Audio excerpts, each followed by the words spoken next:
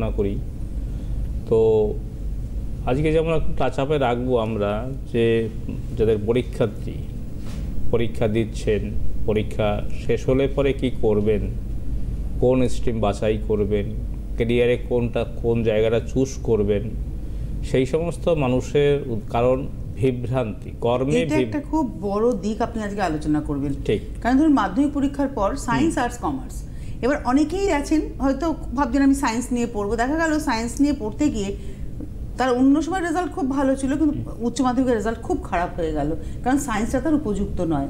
কিংবা উচ্চ মাধ্যমিকের পরবর্তী কোন কেরিয়ার ওরিয়েন্টেড লাইন নিয়ে পড়লে আমার ভালো হবে আমি সেটা বুঝতে পেরে হয়তো আমি কমার্সের স্টুডেন্ট, আমি হয়তো অন্য কিছু নিয়ে পড়তে শুরু করলাম, বা আমি এমন একটা সাবজেক্ট নিলাম ইঞ্জিনিয়ারিংয়ে যেটা আমার ক্ষেত্রে কাজে লাগলো না। এইখানে গাইডলাইন কতটা জরুরি? গাইডলাইন তো জরুরি বটেই।